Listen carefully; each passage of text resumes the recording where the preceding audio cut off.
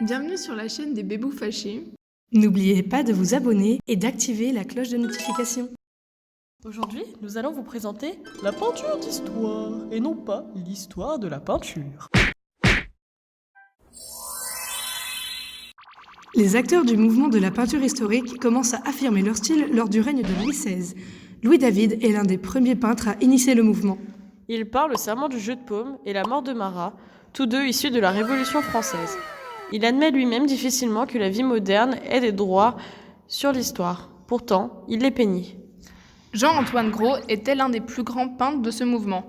Il a aussi été un grand professeur dont il a eu comme élèves Delacroix, Hérat Vermet, Léon Bonnat. Les artistes des écoles germaniques avaient un goût prononcé pour le réalisme.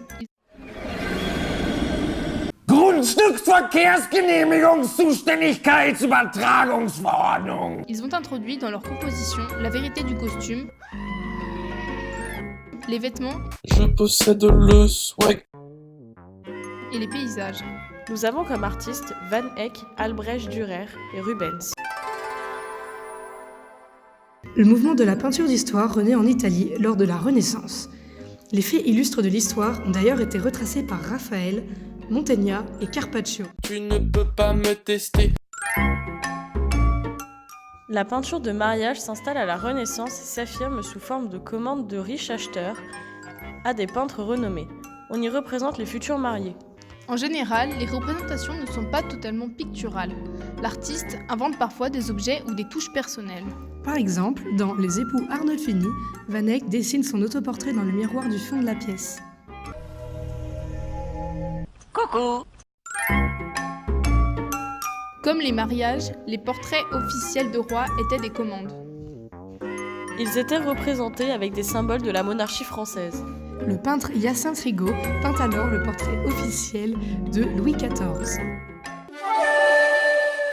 La peinture de sacrement représentait souvent le couronnement des rois, parfois même celui de la reine. Dès le XVe siècle avec Fra Angelo et le XIXe siècle avec le couronnement de Charles X. Le peintre Jacques-Louis David peint le sacrement de Joséphine, femme de Napoléon, qui lui est représenté en train de la couronner. Peinture de bataille est un genre pictural représentant des batailles avec un champ réduit qui permet de distinguer comme il faut les combattants. Ils étaient représentés dès l'Antiquité par Polygnote, par exemple bataille de Marathon. La Renaissance italienne a donné des artistes comme Giorgio Vasari qui a peint le siège de Pise, ou même Michelangelo Sarkozy. On peut voir une peinture notable qui est la bataille d'Alexandre, tableau d'Albrecht Schaldhofer, qui a un style presque fantastique. La peinture d'événements représentait bien des événements importants de l'histoire. Par exemple, le radeau de la Méduse de Delacroix, Suivez le guide, follow me. This is the radeau of the Méduse. She has not a head. ou même la liberté guidant le peuple.